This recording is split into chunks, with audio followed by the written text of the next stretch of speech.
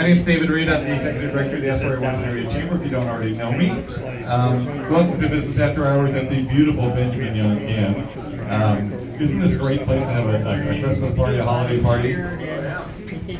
I'm here with Emma. She's going to introduce the history of the place, tell you a little bit about the inn as it runs today, and let you get back to enjoying some food. Thank you. Hi, my name is Emma Anderson. My husband, Duane, he's currently upstairs on the third floor, tidying up some things. He's been doing a remodel up there. Carolyn Hammer was his grandmother still, and she is currently living in Michigan. She bought this bed and breakfast in 1994. And she bought it as a bed and breakfast from a couple who had bought it from the original Benjamin Young family. So the Benjamin Young family built this house in 1888, and it was built for his family of 5, and then they had 3 more children in the house. And he made most of his money doing salmon canning, and then he moved into real estate and exports. He was truly a Renaissance man. But anyways, as their family grew, moved on to his oldest daughter.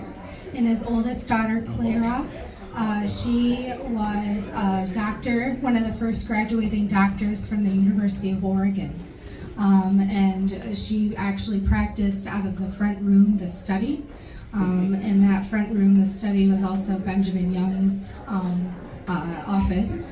And if you go in there, there's a platform, and the platform actually used to have this huge, big safe on it, but it had a painting of Mount Hood.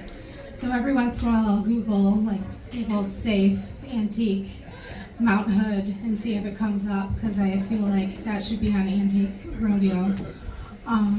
So yeah. And then it passed on to her, and then it kept passing down, and it stayed in their family for 100 years. So the house was built in 1888 and then sold in 1987. Turned into a B&B, and then my husband's grandparents kept it as a B&B. And my husband and I moved here in 2020, and we decided to start renovating and updating everything in 2018. So the room that you're standing in right now, even back in 2019, 2020, it would have been covered in aqua blue shag. Even the stairs, every single room except for the kitchen was aqua blue shag. It was ridiculous, even the dining room. And so we ripped that out, flying from Michigan. We'd work here a couple weeks and go back and all that good stuff. But anyways, the house after that, the next big remodel that we did was the 3rd floor. It was always a full walk-up attic, and we decided we wanted to rent the 5 full guest rooms that we have. So there's 1 guest room on the main floor, 4 guest rooms on the 2nd floor, and then the 3rd floor was originally built with an attic, a big, huge 20-foot ceilings, open space with 3 finished bedrooms, and we decided to turn that into our apartment. And it's been a process, let me tell you. I think everyone knows that it's like triple the amount of money and 5 times more time. At least that is how it's worked out for us. But the 3rd floor is now our apartment. You're welcome to go up there. There are 1 full bath, a kitchen, and a master bedroom, and then another guest room, and it's 1,200 square feet. The whole house is about 5,500 square feet. And then the property has 3 lots, and there is a picture over by the tallest man in the room. To the left of the fireplace is my history section, so definitely go over there. There's a picture of looking from the Goonies house, looking west of Astoria, and you can see that the river was how close it was. So this property was riverfront property, and where the tennis court and Safeway, all of that, and many you might know, was part of the river. So yeah, lots of history over there. If you want to know anything, I could obviously talk about history forever. So if you have any questions, please let me know. My husband is tall, blonde, and has the chops, red chops, shaving, so it's pretty great. But I don't know, anything else I should add? As a bed and breakfast now, do you rent all 5 rooms out at the same time? Do you try to get groups in here, or is it all individually done? Sure. So as a bed and breakfast, the way we operate is we rent each room out individually.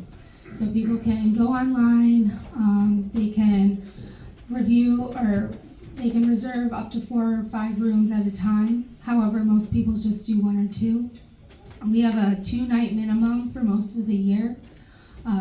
As a bed and breakfast, and especially in Astoria, we have found that the people who come to bed and breakfasts, the experience that they really need is 2 nights long.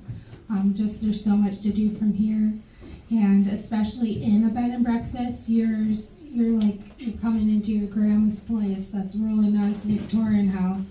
And then, you want to really enjoy being here instead of just a place to stay.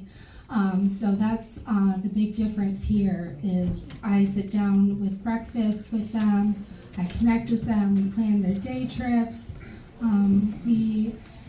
Our biggest thing for breakfast, breakfast is involved with the stay. The biggest thing with the breakfast is if anyone has food allergies or dietary restrictions, or they're diabetic or vegan and gluten-free, which is really special, I will make them breakfast for that. And the whole house can also be rented out for family parties, for a full weekend. For instance, we have a family that just did their Thanksgiving here. We unfortunately can't open up our kitchen. Our kitchen is only for food handlers, safe people. So the way to work around that is caterers, having food prepared, and then I can plate it for you as far as events goes. And then there's also, if you're a guest here, we have a little kitchenette. So there's a microwave, kettle, and a refrigerator, so people still have that convenience of like a normal hotel. And as far as convenience of a normal hotel, we do have Wi-Fi, but we don't have any TVs, which throws some people off, especially, and this is funny, but the people who watch Jeopardy every single night. Yeah, there you are. That's been like the biggest adjustment, is when there's a Jeopardy watcher who's staying here. But anyways, yeah, so what other questions do you have? Any other questions? Okay, who's your DJ tonight? Do you rent the whole apartment, or do you live up there? So the whole apartment, which is the 3rd floor, is not rented. We live up there. There is a guest room, but that's for our friends. So yeah, we had to actually pull one of those permits for having a second little house on your property for that 3rd floor. The unit, accessory unit dwelling, yeah. Accessory dwelling. Something like that. Any other questions? You're on homestay, right? You're under the homestay, because you have a B&B, it's not an Airbnb. Is that separate than homestay? I don't know what the homestay thing is, but the bed and breakfast is their own category. You have to live on the property. You have to live here? Yes. Yes. So you have to park? Yep. Yeah. And then I heard there was someone who had a question over here by the stairs, possibly. Not there anymore. All right. Well, this is my very good friend, and many of you may know him. This is Josh Conklin, and he is doing the music for us. And he has a little plug for an event that we're doing. Oh yeah. Well, I guess if you want to, so we've been doing drag tea parties here that have been very successful. The last one sold out in 12 hours. We still have 5 tickets left for the big table over there next Sunday. But it's a variety of performers, and they work the room, and there's music, and cucumber sandwiches, and mimosas, and coffee, and all the things. So it's quite a fun time. You can find it on Eventbrite if you look up Gingivitis Eventbrite. Okay, how about a round of applause for Emma and for Josh? I want to thank Columbia River Maritime Museum for sponsoring our business after hours, and particularly sponsoring the cash pot drawing tonight. That will be $250. So if you are a chamber member, you do not have to drop your card in the bucket for that. We've already got you, but you have to be present to win. So we will do some prize drawings here in a little bit. But just want to again thank everybody for being here. Lisa let me know that there are some flyers back there by the candies about the Christmas tree that the citizens of Heritage Square put together. So pick those up, and we'll make some announcements and do some prizes here in a little bit. So make a friend, go grab some food. Thanks for being here.